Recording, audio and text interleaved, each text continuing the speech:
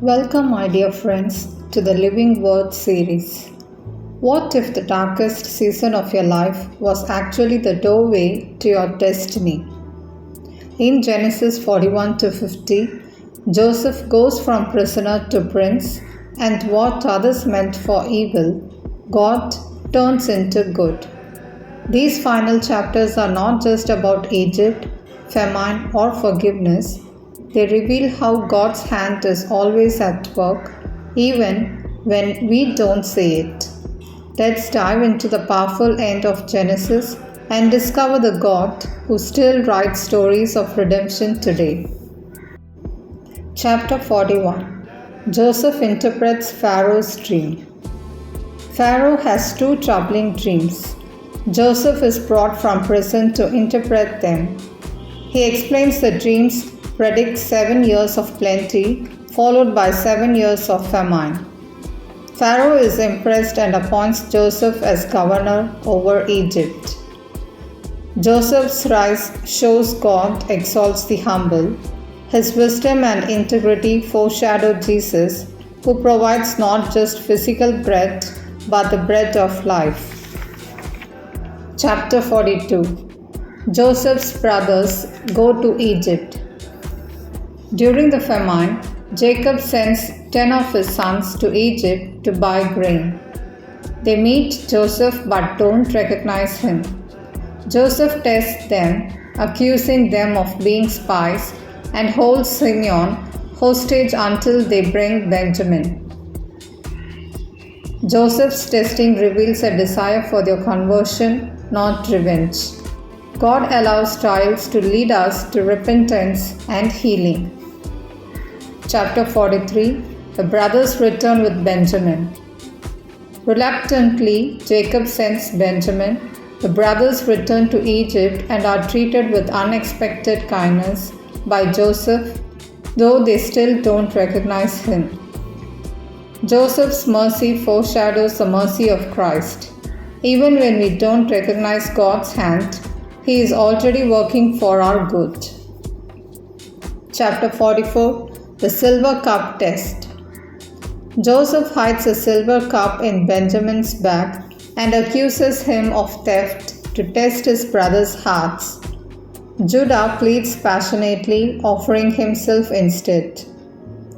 Judah's self-sacrifice prefigures Christ. He is the ancestor of Jesus, the Lion of Judah, who offers himself to save humanity. Chapter 45. Joseph reveals his identity. Joseph reveals his identity in a powerful emotional moment. He assures them that God used his suffering for good to save lives. This is a clear example of divine providence. Like Jesus, Joseph suffered innocently to bring life to others. Chapter 46.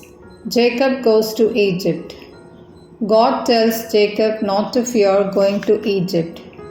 Jacob and his family settle in Goshen. God's promise to make Israel a great nation continues. Even in foreign lands or strange circumstances, God accompanies his people. The church, like Jacob's family, often grows through trials. Chapter 47. Jacob blesses Pharaoh. Joseph wisely manages Egypt during the famine. Jacob blesses Pharaoh. Israelites settle and prosper in Goshen. God's people are called to be a blessing to others. Jacob, though an old shepherd, blesses the most powerful man in the world, showing spiritual authority. Chapter 48. Jacob blesses Joseph's sons. Jacob blesses Joseph's sons, Ephraim and Manasseh, giving the younger the greater blessing, reversing tradition. God often chooses the least and the last. His ways are higher than ours. Chapter 49. Jacob blesses his sons. Before dying, Jacob prophesies over each son. The blessing over Judah stands out. The scepter shall not depart from Judah. This is a messianic prophecy. Jesus, the King of Kings, comes from Judah's line. Jacob's words point ahead to the coming of the Messiah. Chapter 50. Joseph forgives and buries Jacob. Jacob dies and is buried in Canaan. Joseph's brothers fear revenge, but Joseph forgives them again, saying, "You meant evil against me, but God meant it for good." This line summarizes salvation history. Even human sin and evil can't stop God's plan. It reminds us of Jesus on the cross.